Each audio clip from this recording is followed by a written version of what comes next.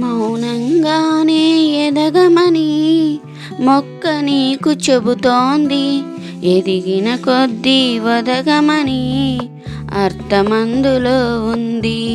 మౌనంగానే ఎదగమని మొక్క నీకు చెబుతోంది. ఎదిగిన కొద్దీ వదగమని అర్థమందులో ఉంది. అపజయాలు కలిగిన చోటే గెలుపు పిలుపు వినిపిస్తోంది. ఆకులన్నీ రాలిన చోటే కొత్త చిగురు కనిపిస్తుంది. మౌనంగానే ఎదగమని మొక్క నీకు చెబుతోంది. ఎదిగిన కొద్దీ వదగమని అర్థమందులో ఉంది. దూరం ఎంత ఉందని దిగులు పడకు నేస్తమా, దరికి చేర్చుదారులు కూడా ఉన్నాయిలే. భారం ఎంత ఉందని బాధపడకు నేస్తమా, బాధ వెంట నవ్వుల పంట ఉంటుందిగా. మౌనంగానే ఎదగమని మొక్క నీకు చెబుతోంది. ఎదిగిన కొద్దీ వదగమని అర్థమందులో ఉంది. మిత్రులందరికీ శుభోదయం. అందరూ ఎలా ఉన్నారండి? బాగున్నారా? నేనైతే చాలా డిస్టర్బ్గా ఉండి మీకు ఇన్ని రోజులు వీడియో పెట్టలేదండి. ఎందుకంటే నేను వీడియో పెట్టి అప్పుడే వారం పైన అవుతా ఉంది. ఎందుకంటే మాకు తెలిసిన వాళ్ళ ఇంట్లో ఒక ఇన్సిడెంట్ జరిగింది. అందువల్ల నాకు కొంచెం బేజారు వచ్చి డిస్టర్బ్గా అనిపించి వీడియో పెట్టలేదు. కానీ మీ అందరూ వెయిట్ చేయకపోయినా కొందరైనా నా వీడియోల కోసం వెయిట్ చేస్తున్నారనే ఒక ఆశతో, ఒక నమ్మకంతో ఇంకా లాస్ట్కి ఈరోజు ఈ వీడియో పెడుతున్నానండి. ఈ వీడియో తీసి నేను శనివారం తీసినాను ఇవన్నీ, కానీ పెట్టేకి కుదరలేదు. ఒక పక్క డిస్టర్బ్గా ఉన్నాను, ఒక పక్క ఇంట్లో పని ఎక్కువ అయ్యింది. మళ్ళీ బ్లౌజులు కుట్టే కూడా చాలా పని ఉందండి. బట్టలు కూడా చాలా ఎక్కువ పడుతున్నాయి. అవి కుట్టుకొని ఇంట్లో పని చూసుకొని పిల్లల్ని చూసుకొని మళ్ళీ వీడియోలు తీసి అవి ఎడిటింగ్ చేసి పెట్టేకి టైం అస్సలు కుదరటం లేదండి. నేను ఈరోజు మీకు ఒక మంచి మాట చెప్పాలనుకుంటున్నానండి. సమస్యలు వస్తూ ఉంటాయి, పోతుంటాయి, కానీ ప్రాణం పోతే మళ్ళీ రాదు. ఇప్పుడు అదంతా చెప్పి వాళ్ళని బాధ పెట్టలేను కాబట్టి సింపుల్గా మీకు అర్థమవుతుందని అనుకుంటున్నాను. అందుకే ఈ విషయాన్ని మీతో షేర్ చేస్తున్నాను. ప్రాణం పోతే మళ్ళీ రాదు కాబట్టి సమస్యల్ని మనం ఎలాగైనా తీర్చచ్చు. ప్రాణాలు మళ్ళీ పోయిన ప్రాణాలు తెచ్చుకోలేము. మన చుట్టూ మన మీద ఆధారపడి ఎంతోమంది ఉంటారు. వాళ్ళందరినీ విడిచి మనం పోతే వాళ్ళు ఎంత బాధపడతారనేది ఆ దేవునికే తెలుసు. బాధ అనేది ఎవరికైనా ఒకటే. ఇంక ఈరోజు మా శ్రీవారి కోరిక మేరకు ఒగ్గాని ఆలు బోండా చేస్తున్నానండి. మా ఆయనకి ఆలు బోండా ఒగ్గాని అంటే చాలా ఇష్టము. ఫస్ట్ బొరుగులను నానబెట్టేసుకొని ఇప్పుడు వెజిటేబుల్స్ అన్నీ కట్ చేసుకున్నానండి. కట్ చేసుకొని ఇంకా నూనె పెట్టి అందులోకే ఆవాలు, జీలకర్ర, పచ్చిమిర్చి, ఎర్రగడ్డలు, టమాటాలు వేసినానండి. మేము మా సైడు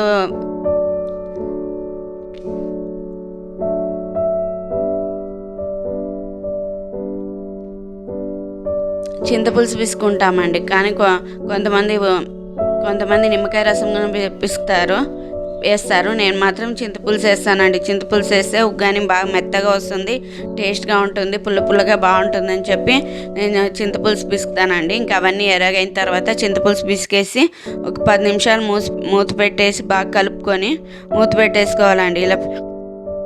ఇలా పెట్టుకోవడం వల్ల అది బాగా చిక్కగా అయ్యి గొజ్జు బాగా వస్తుంది. గొజ్జు పైన ఆయిల్ తేలుతుంది.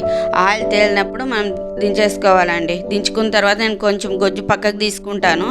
ఎందుకంటే మా పిల్లలు కారం ఎక్కువ తినరండి. మళ్ళీ కారం ఎక్కువైందంటే ఇబ్బంది కదండి. అదే గొజ్జు ఉంటే మళ్ళీ చిత్రాన్నం ఏమన్నా కలుపుకోవచ్చు కదా. ఏమో మిడిల్ క్లాస్ తెలివితేటలు అండి ఇవి, అంతే. ఎక్కువైతే తినరు, తక్కువైనా పర్లేదు కానీ కొంచెము తింటారు. ఎక్కువైతే మాత్రం అస్సలు తినరు. అందుకని ఇంకా కొంచెం తీసి అది మళ్ళీ ఒకవేళ వాళ్ళ పిల్లలు కావాలంటే చిత్రాన్నం కలిపిస్తానండి. చిత్రాన్నం అంటే చాలా ఇష్టం మా పిల్లలకి. బాగా కలుపుకోవాలండి. ఇలా మనం ఎంత బాగా కలుపుకుంటే అంత బాగుంటుంది. అలాగే కొంచెం కొత్తిమీర వేసుకొని ఇంకా అలాగే పైన కొంచెం పప్పుల పొడి వేసుకుంటానండి. కొంతమంది పప్పుల పొడి వేసుకుంటారు, లేకుంటే లేదు. నేను మాత్రం కంపల్సరీ వేసుకుంటాను. పప్పుల పొడి వేసుకోవడం వల్ల బాగా మెత్తగా ఉంటుంది. అదేమి నోట్లో పెట్టుకుంటేనే కరిగిపోయేటట్లు ఉంటుందండి ఉగ్గాని. నా వీడియోలు క్లారిటీ లేవు కదండి, ఎందుకంటే కెమెరా బాగాలేదు. మన తీసుకునే ట్రైప్యాడ్ కూడా వెనక్కి పెట్టేస్తండి, ఎందుకంటే ఆ స్టాండ్ కూర్చోవటం లేదు. హై ఒక 5 feet పెట్టి కెమెరా పెట్టేసినానంటే స్టాండ్ ఒక సైడ్కి వాలిపోతా ఉంది. అందుకని ఇంక వద్దని చెప్పి రిటర్న్ పెట్టేసినాను. చూడాలా మళ్ళీ నెక్స్ట్ ఏదన్నా తీసుకొని చూడాలండి. నెక్స్ట్ ఏదైనా తీసుకోవాలా మంచి క్వాలిటీ ఉండే చూసి. ఇంకా అది అయిన తర్వాత ఇలా కొంచెం సేపు గ్యాస్ మీద పెడతానండి. ఇలా పెట్టడం వల్ల ఉగ్గాని బాగా మెత్తగా, అదే పప్పుల పొడి వేసింటాం కదండి, పప్పుల పొడి డైరెక్ట్ తింటే పిల్లలకి ఏమైనా కడుపు పడుతుందేమో అని చెప్పి నేను ఇట్లా చేస్తాను. ఇంకా ఆలు బొండ వేసుకుంటానండి. ఒక్క ఉల్లగడ్డ ఉంటే చాలండి, మనం ఒక 30-40 బాగా వేసుకోవచ్చు. పని తక్కువ, ఖర్చు తక్కువ అండి. అదే ఎర్రగడ్డల బొండాలు వేసుకోవాలన్నా అన్ని ఎర్రగడ్డలు కొయ్యాల. మళ్ళా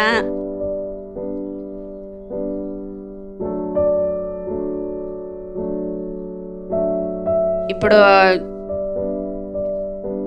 శనగపిండిలకి కొంచెం వాము, ఉప్పు, అలాగే కొద్దిగా సోడా పొడి వేసుకొని కలుపుకుంటానండి.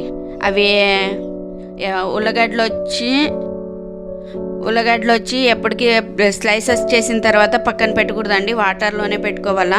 ఎందుకంటే వాటర్లో పెట్టుకోవడం వల్ల అవి ఎర్రగా కావండి. పక్కన పెట్టినామంటే జల్దీ ఎర్రగైపోతాయి. వాటర్లో పెట్టుకుంటే 1 గంట 2 గంటల సేపు పెట్టు, అస్సలు ఎర్రగే కావండి. అందుకని నేను వాటర్లో వేసి పక్కన పెట్టుకుంటాను. ఇంకా అలాగే పిండి మాత్రం చాలా లూజ్గా ఉండాలండి, టైట్ ఉండకూడదు. టైట్ ఉండడం వల్ల బోండాలు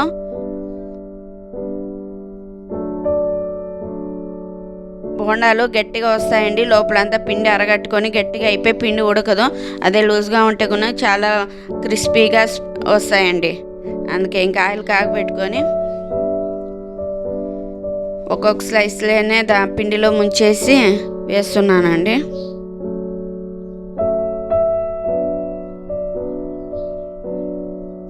ఇలా ఒకసారి ట్రై చేయండి. ఆలు బోండా ఖర్చు తక్కువ, పిండి కూడా ఎక్కువ ఏం అవసరం లేదండి. కొంచెం పిండితోనే ఒక ఆలుగడ్డ కొంచెం పిండితోనే ఎన్ని బోండాలు అవుతాయంటే ఒక 40-50 బోండాలు అవుతాయండి ఒకేసారికి. బాగా రెడ్గా కాల్చుకోవాలండి. రెడ్గా అయితేనే మనకి పిల్లలకి, ఇప్పుడు శనగపిండి అంటేనే కొంచెం కడుపు నొస్తుంది, ఎక్కువ తక్కువ తినకూడదు అని అంటారు కదా మన పెద్దవాళ్ళు. అందుకనే బాగా రెడ్ వచ్చేంత వరకు కాల్చుకోవాలి. అర్ధం వరకు హై ఫ్లేమ్లో పెట్టి, అర్థమైన తర్వాత మీడియం ఫ్లేమ్లో పెట్టుకున్నామంటే ఆ లోపల ఉండే పిండి అంతా బాగా కాలుతుంది.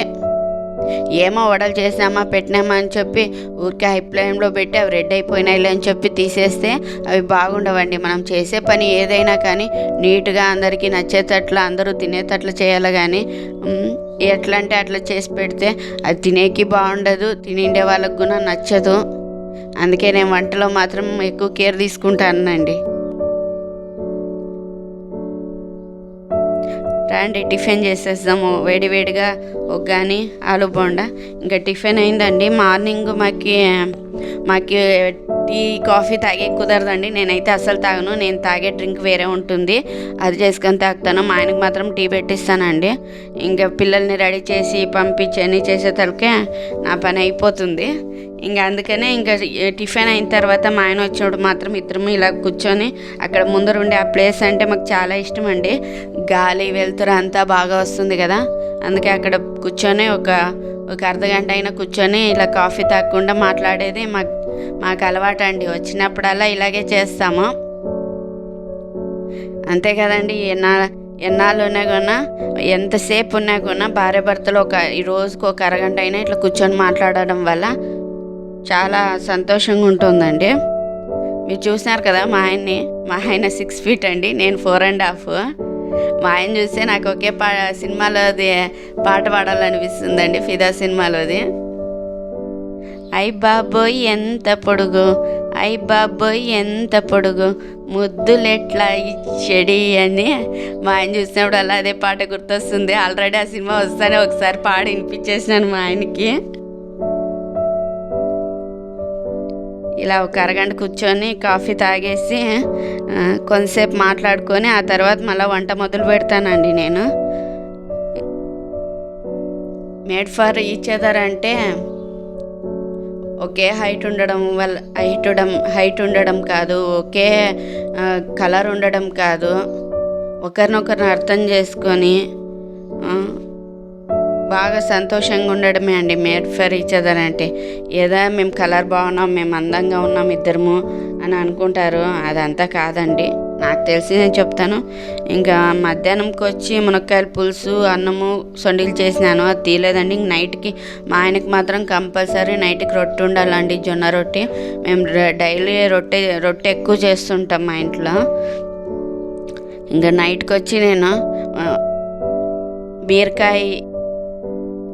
బీరకాయ చట్నీ చేస్తున్నానండి. ఇంకా బీరకాయలు బాగా తరుక్కొని అందులోకే కొంచెం పుదీనా, కొత్తిమీర, టమాటాలు, పచ్చిమిర్చి, తెల్లవాయలు, చింతపండు, ఎర్రగడ్డ అన్నీ వేసుకొని కొంచెం ఆయిల్ పోసుకొని బాగా స్టవ్ మీద పెట్టి మగ్గనియాలండి. ఇలా పెట్టేసుకొని ఒక చిన్న మూసి పెట్టుకున్నామంటే అండి బాగా మగ్గుతుంది అది. నా భాష మీకు అక్కడ తెలుగు కాదు, ఇక్కడ కన్నడ కాదు అనేటట్లు ఉంది కదండి. అంతే, మళ్ళీ మిక్సెడ్ అండి. మేము అక్కడ ఆంధ్రాలోనూ లేము, ఇక్కడ కర్ణాటకలో అక్కడ భాష ఇక్కడికి, ఇక్కడ భాషకి అక్కడికి మోసుకొని పోయి మిక్సెడ్ అయిపోయినాను. మీకు ఒక్కొక్కసారి ఇదేం తప్ప ఇలా మాట్లాడుతుంది అనిపించవచ్చు, కానీ ఏం చేసేకి రాదు. మమ్మల్ని ఆంధ్ర వాళ్ళు ఎవరైనా ఒక్కసారి మా భాష విన్నారంటే మీది యావూరు అని అంటారు. ఇక్కడ కర్ణాటక వాళ్ళు కూడా యావూరక్క నిందు అని అంటారు. ఇంకా అదంతా మగ్గిన తర్వాత మిక్సీ పెట్టేసుకున్నామండి. గట్టిగానే ఉండాలి, అంత నీళ్ళు వేసుకోవద్దండి. నీళ్ళు వేసుకోవడం వల్ల జల్దీ ఇది ఒక 4-5 రోజులైనా బాగుంటుందండి చట్నీ, ఎందుకంటే మనం నీళ్ళు వేయం కాబట్టి. ఇంక తర్వాతలోకి ఆవాలు, జీలకర్ర, అలాగే కొద్దిగా ఉద్దిబ్యాలు, కరివేపాకు వేసుకొని తర్వాత పెట్టుకున్నామంటే చాలా టేస్టీగా ఉంటుందండి. ఒకసారి ట్రై చేసి చూడండి, రెసిపీ మీకే తెలుస్తుంది. బీరకాయలతో కూడా చట్నీ చేస్తారా అని మీరే అనుకుంటారు, ఎందుకంటే మామూలుగా ఏమి పప్పులు, శనగిత్తనాలు అవి వేసి మాత్రమే చేస్తారు. దీంట్లోకి పప్పులు అవసరంలే, శనగిత్తనాలు అవసరంలే, ఏం అవసరం లేదండి. అంత టేస్టీగా ఉంటుంది వేడివేడి అన్నంలోకి. ఇంకా మళ్ళీ రొట్టె చేస్తున్నానండి. రొట్టె ఫుల్ వీడియో పెట్టడం లేదండి, ఎందుకంటే అంత టైం లేకపోయి నాకు నైట్ తీసే అంత. అందుకే ఇంకొకసారి మీకు రొట్టె ఫుల్ వీడియో చేసి పెడతాను నేను.